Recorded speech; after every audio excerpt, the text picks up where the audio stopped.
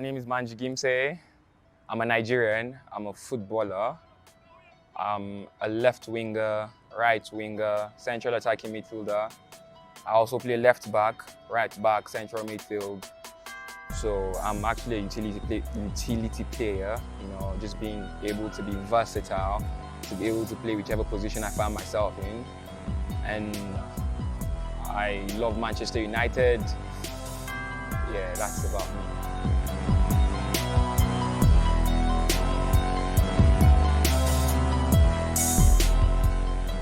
Well, it all started when I was a child, back in Nigeria, because I grew up in Nigeria. And,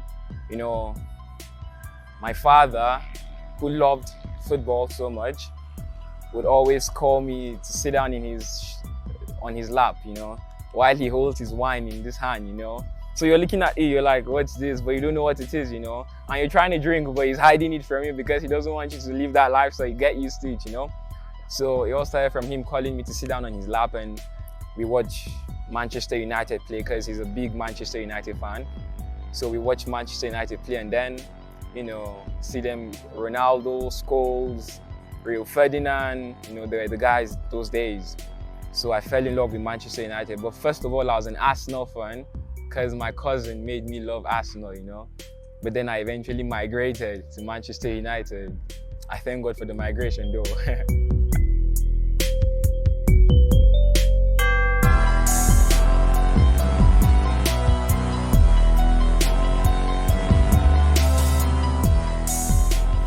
So, he calls me over, I sit on his lap, I watch the television with him, and then it happens every day, and then I start getting used to it, and then I start finding, the little cups in the house, and then I'm playing in the living room, just using the couches as my free kick wall, trying to play over the wall, and I'm just imagining myself as Cristiano Ronaldo. And sooner or later, I eventually found a team near my house. And then I started going there, started playing for them. Then I realized it was a talent that I had, so I just had to keep going. I just had to nurture the talent, and just make the best use of it. That's how it started.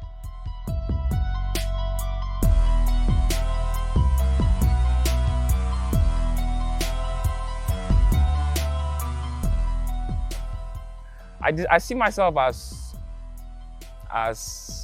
a determined, focused player who knows what he wants, number one, who knows where he's headed to.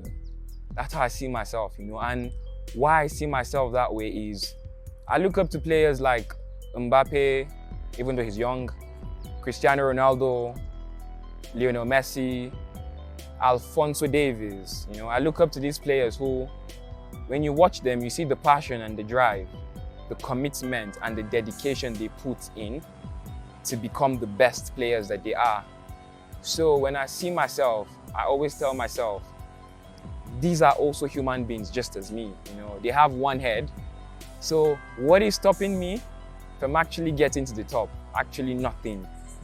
I was reading a book which says the only thing that can stop you is you, Forget all the obstacles. Obstacles are part of life. And I was reading something in my devotion which said, every obstacle you face, every failure, every disappointment, and every setback you face, it's preparing you for the dreams that you were looking forward to, So when I look at myself, I see a determined boy who is going to make it. It's just a matter of time.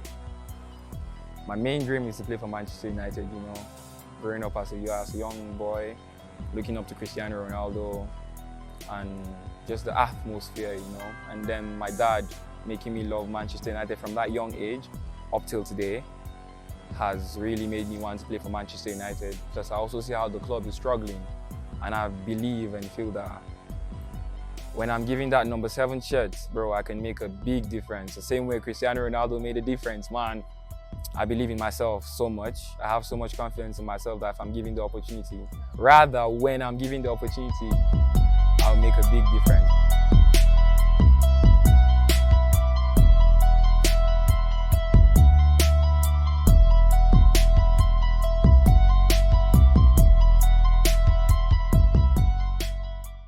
Well, I had mixed emotions in primary school, from primary 4 to primary 6. I had mixed emotions about, how you, as a child, you want to be a pilot, you want to be a doctor, you want to be an accountant, you want to be a politician, you want to be everything. So today I'm saying I want to be a pilot, tomorrow I want to be a doctor, next tomorrow I want to be a lawyer. But then along the line, I realized how much I started paying so much attention to football, but I did not pay so much attention to it that I had to think if that was what I wanted to go after. I just really played it for fun. But then in high school, year 7, I was scouted by my coach, and he took me to train with the year 13s. It has never happened in the history of my school to play with a year 13s because of how big they are, and they're supposedly meant to be better than everyone. But God's favor, I was just favored, and from year 7, I was already training with the year 13s. I was playing matches for them. And in year 8, I played a tournament for the year 13s also. And then I ended up the highest goal scorer. And then it was from that moment that I said, okay, this is getting serious. I need to look into it, Then, when I eventually went for a tournament in Nigeria, which was organized by MTN, the service provider, 5,000 people came for the tournament and they picked only 10. And you know how Nigerians are, you organize a tournament, you don't see any young one there, you see men, you see elderly married men, matured people.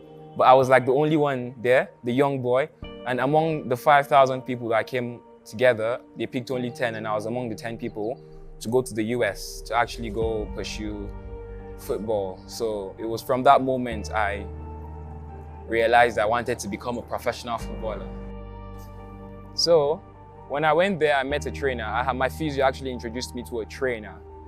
And the trainer told me sooner or later we would be doing ball work. And luckily, Coach Hassan was at Alpha Fit that day. He was training some kids. Then the other trainer called Coach Hassan and told Coach Hassan, okay, this is my player, Manji. He introduced me to Coach Hassan. We shook hands, and we all spoke about my goals and my objectives, and Coach Hassan said, that's not a problem. When I'm ready, we would get right at it. So when I was ready, we got right at it, and we started all the way from Alpha Fit, me and Coach Hassan. We changed, we went to Karura Forest for runs, and we continued at Alpha Fit. And with that, we kept growing, bonding, getting close to each other. And then I had not spoken to him for a long while, because I was, along the journey, you meet people, you explore. And then I was exploring, I was meeting new people, meeting different, physios and different trainers. So I also got a team that I was playing for, so I couldn't do personal training and because it would be too much in me. So I had to stop personal training, and then I had not spoken to him for a long while, but we were seeing each other's stories, we were, but then this coronavirus really brought us closer than ever, coronavirus. As Uhuru declared lockdown, I just thought, I said, God, how can I train? Because I can't stay like this, You have to keep working, So I just remembered Coach Hassan, I just called him, we spoke. And the next day, literally, we started training.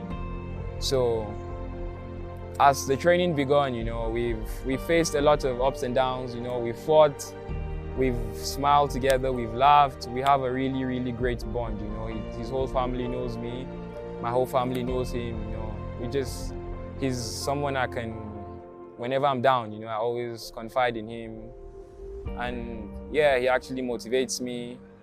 He tells people a lot about me, and everywhere I go with him, hey, the guy can be a minister of parliament, he can be one of the ministers. Like, for example, I followed him to Kangware one day. This guy is greeting like everybody from one street to another street, He's just greeting everyone. But I like him because he's so friendly, very, very jovial person. For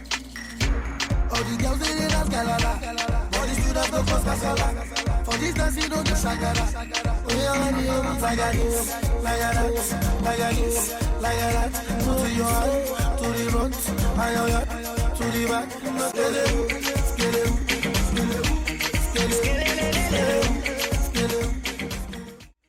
first of all, when I was told that I had a trial with Gor Mahia, I was excited, but I did not know what I was going into. But the first day I went there, I saw all those guys, and they're big, and them Batambuze, Wellington, Tuisenge, I saw all of them. What's his name, Kahata, and I was like, damn. I was like, am I ready for this? And the coach eventually called me and spoke to me, and they said they wanted to sign me. And then the paperwork was made, everything was discussed, even the salary, the wages was discussed. Then we had not finalized the deal, but then my picture was all over the media saying I had signed for Gor Mahia. And I was surprised because I didn't know about it. First of all, a big thank you to my dad he first supported me. He was the first person to start supporting me. My mother is an African woman. You know how African women are. They all believe it's only through school you have to make it, but eventually that's how she taught. But right now, I think she's had a conversation with God. Her and God have sat down one-to-one, and they've actually spoken, and God has shown her that this boy is going places. You just pray for him, just keep praying for him, because she's a very, very spiritual woman.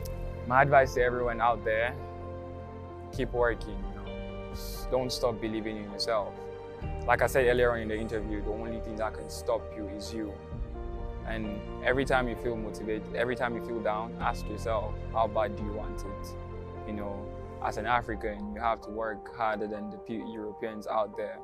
So keep working, keep grinding, never stop believing in yourself. Never ever doubt yourself. Whenever you're filled with negativity, always tell yourself everything is going to be all right. You see all the players out there, they trusted the process. So keep trusting the process. You may not see results, you may not see answers, but do not give up. You might just be closer than you can imagine. So never stop believing in yourself. Keep striving, keep working hard. You know what I always say, Mamba mentality. Be the best version of yourself every single day you wake up. Put in the work necessary you need to put in. The difference between those who have made it and those who haven't is action. So don't relent. Go after what you want and be successful.